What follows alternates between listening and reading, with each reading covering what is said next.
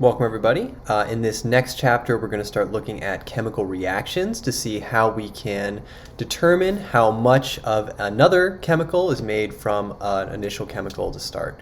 We're going to see how these chemical reactions can be compared to recipes, right? And so, if we want to, for example, make water, well, we know that water is made up of hydrogen and oxygen, and we'll see that there is a recipe for creating water that starts with hydrogen and oxygen and creates water. And we're going to see how the quantities of those initial starting products, called the reactants, can yield the final products, called the products. We're going to look at some different types of reactions and how we can understand what properties of the chemicals are going to yield products from reactions, namely that it is not the mass that determines how much of one forms the other, but it's the number, right? And that we're going to see that these recipes for chemical reactions are really based on a rearrangement of the number of atoms themselves, and that to consider the mass of what is going to result from a mass of our starting products, we're going to need to consider that each of these different atoms has a different mass and therefore will need to be converted into the number of those atoms or molecules that are participating in the first place. So without much more, let's go ahead and get into the video. All right, so today we're going to be focusing on balancing equations because, as we've looked at in chemistry, there are a lot of cases where we have certain reactants turning into certain products, and we also discussed the importance of the number, right? Like if we're trying to make water, that is one oxygen atom and two hydrogen atoms. So for every reaction that we deal with, we have to make sure that we have the same number of atoms of each element on each side. And so if we consider the following reaction, which is a reaction, right? If we combine methane, which is natural gas, with oxygen, which is what it takes to burn, we need to burn in the presence of oxygen, we make carbon dioxide and water. But what we'll notice is that even though these are the molecules that we start with and the molecules that we end with, we don't have the right number of atoms balanced on both sides. In our reactant side, we have a different number of each, right? We have namely 4 hydrogens compared to 2 on the product side, while we have 2 oxygens compared with 3 on the product side. So this is an unbalanced chemical reaction, and we need to make sure that when we're dealing with chemical reactions, we have them containing the same number of atoms on the reactant and product side, because we can't just have atoms evaporating into thin air as we're studying chemistry. So how do we do this, right? Well, we need to balance the equation by adding the correct coefficient before each component in order to reconcile having the right number of atoms on each side of each type. And so how do we go about doing this? What are some strategies? Well, first I would say we should check the carbon. It only appears once on each side. And so in that regard, we only have one reactant and one product that we are going to try to balance. And as it turns out here, we actually just have one carbon atom on the reactant side and one carbon atom on the product side. So there's no change that needs to be made there. In other words, carbon is already balanced. Okay, so what about hydrogen? Again, this one also only appears once on each side, right? Only in methane on the reactant side and only in water on the product side. But what we notice is we have 4 hydrogens on methane while we only have 2 on water. So what we should do here is place a 2 in front of our water, because if we note that we're making 2 water molecules, now we have 4 hydrogen atoms on the product side, 4 hydrogen atoms on the reactant side, and so now we're balanced with respect to both carbon and hydrogen. Note that adding that 2 in front of the water didn't change the fact that carbon was already balanced. Finally, we want to balance our oxygen. It appears 3 different places, so we kind of want to lock the other atoms in before trying to balance the oxygen. And what we see here is we have 2 oxygens on the reactant side, and we have 2 oxygens in CO2, plus 1 in each of the 2 waters. So I see 4 oxygens on the product side, and so we can put a 2 in front of the O2 reactant. And now we're balanced, right? We have CH4 plus 2O2 goes to CO2 plus 2H2O, and we have the same number of atoms on the reactant side and the product side. We'll call this our balanced chemical reaction, and if we're trying to do anything calculating the mass of product from a mass of reactant, or basically anything to do with reactions, we need to have a balanced chemical reaction. So here's just some notes, a general approach to balancing equations. We want to identify reactants and products, right? Sometimes they'll be given in words like such and such plus such and such. You need to remember your naming conventions and translate it into a chemical equation, even if it's not balanced yet, right? That would be step 2 here, write an equation out of that. Then we want to change the coefficients one at a time, and definitely start with the ones that occur least often, right? We chose carbon first because it only appears once on each side, then hydrogen for the same reason, and finally the oxygen that appeared the most times we did last. Finally, you want to just make sure it's actually balanced by counting the atoms of each element to verify that it is indeed a balanced chemical reaction. Okay, so here's some practice for you. I would recommend you pause the video here and write out first the unbalanced reaction and then balance it in the way that we showed previously. So please pause the video here, balance and state the following chemical reactions. Feel free to look up the polyatomic ions if you need, but again, I would encourage you to try to be remembering some of these for now. I would say particularly sulfate, you should know. Yeah, acetate, I think you'll get to know. Chlorate, you'll get to know, but sulfate is probably the most common here. So challenge yourself to at least get that one down without looking it up. All right, go ahead, pause the video, and we will discuss. All right, hopefully you were able to come up with answers for all 3 of these reactions. So first we have zinc reacting with hydrochloric acid. This would be just zinc solid, right? If we just say zinc, that means elemental, and in its elemental form, it's a solid, it's a metal. And what we need to do here is put a 2 in front of the HCl, right? Because we have zinc plus HCl goes to zinc chloride, ZnCl2, because we also know zinc forms +2 ions. And hydrogen gas is H2, a diatomic. Therefore, in order to balance, we'll need to put a 2 in front of the HCl. Next one, we have potassium chlorate, goes to potassium chloride plus oxygen. Note here that this chlorate is a polyatomic, and it's KClO3.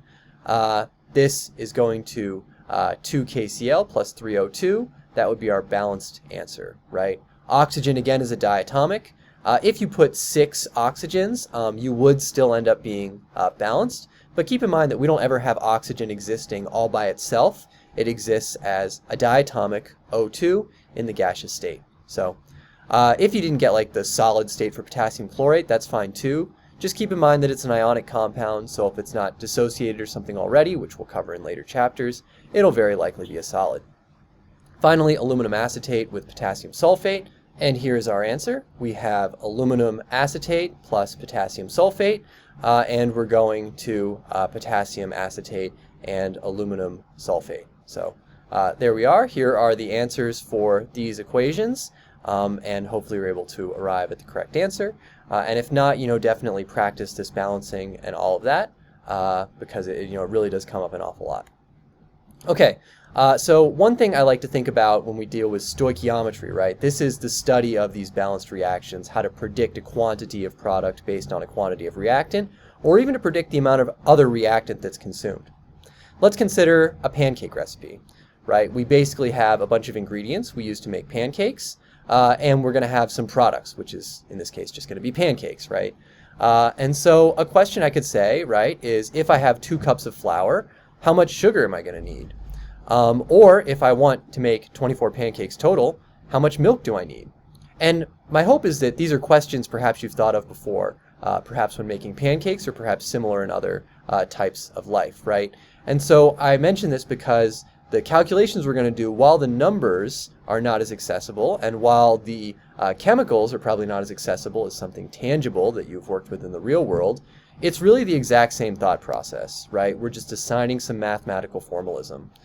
And so right here, if this is our methane reaction, this would be basically saying, well, if I have 1 methane, how many oxygens do I need, right? That's just like if I have 2 cups of flour, how much sugar do I need, right? We know the recipe calls for 1 cup per 1.5 tablespoons of sugar.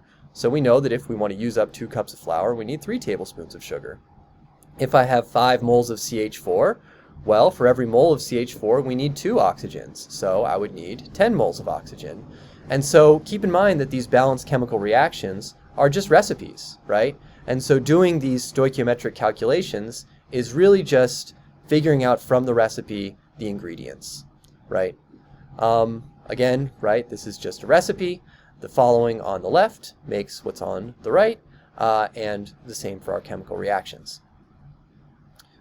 All right, so how about some practice here? If we have 35 grams of C6H10 that are reacting with excess oxygen, the question is, well, how much CO2 is formed? And the first thing we need to do here is we definitely need to balance this chemical reaction. So take a minute and balance the chemical reaction as shown, and then unpause the video, and we'll move forward from there. Okay, hopefully you've paused and balanced the chemical reaction here by now. Balancing is just so important because, like, if we're going back to the pancake analogy, the fact that it's 1 cup of flour goes with like 1 cup of milk or something, right? If we're to say that it's 1 cup of flour with 5 cups of milk, we're going to get a totally different recipe, right? So the ratios between these are really important. Okay, so balancing first. How do we go about balancing? Well, again, I would say, well, carbon appears only once on each side. 6 on the left, 1 on the right. So I'd go ahead and put a 6 in front of carbon. Then I would do the same for hydrogen and then oxygen. And hopefully, once you do so, right, we get our 6 for our carbon. Now we go to our hydrogen. We see, well, there's 10 hydrogen on the left, and there's 2 on the right. So let's maybe put a 5 there, and now hydrogen is also balanced. And what about our oxygens? Well, I see on the left side, I see 2, and on the right side, I see 6 times 2 in CO2, so 12 plus 5 in the water. So that makes 17. And so we're going to have to put kind of a decimal here, 8.5 O2s, because 8.5 times 2 oxygens each gets us 17 oxygen atoms. It looks a little unsightly, but it will definitely work just fine for our stoichiometry. Again, what really is chemically very important is we have the exact same number of atoms on each side. So I would just leave it at 8.5.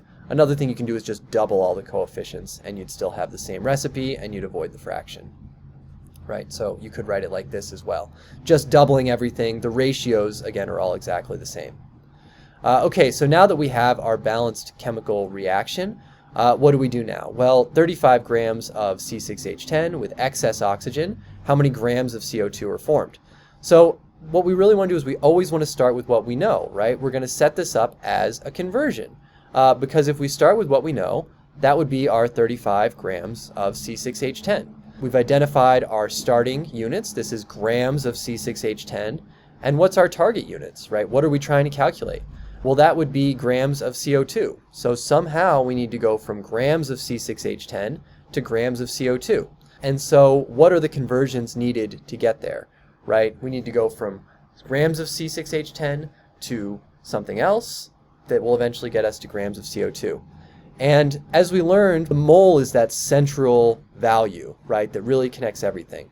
Because we know that if we are to burn 1 mole of C6H10, we would create 6 moles of CO2. And so that's the first thing we need to do. We need to convert to moles of C6H10, which can then convert to moles of CO2, and then we'll get to grams of CO2, right? And so what are the conversions that get us each way, right? How do we convert from grams of C6H10 to moles of C6H10? How do we convert from moles of C6H10 to moles of CO2? And finally, from moles of CO2 to grams of CO2. I'll let you maybe take a minute and try this one. We haven't defined it like super explicitly, so if you can't get there, not a big deal, but do try to define what those conversions are, and then I will reveal the answer. All right, so if we want to convert from grams to moles, we need the molar mass here of C6H10, right? This is 82.14 grams per mole. Hopefully you're able to calculate that from your periodic table. For moles of C6H10 to moles of CO2, it would be the mole ratio that we get from this balanced chemical reaction, right? How many moles of CO2 correspond with 1 mole of C6H10, or how many of CO2 correspond with however many of C6H10. It's a 6-to-1 ratio, right? If we consume 1 mole of C6H10, we make 6 moles of CO2, and so we can set that up as a mole ratio. Finally, moles of CO2 to grams of CO2, we use our molar mass of CO2, so 44.01, and now we really just need to set everything up as we're well used to, right? So first the molar mass, we can cancel grams that way. Next, we set up the mole ratio, can cancel moles that way. And finally, we set up our molar mass of CO2 that cancels out the moles of CO2, and we're left with a unit of grams of CO2, and we get a value of 113 once you multiply the tops, multiply the bottoms, and then divide the top by the bottom.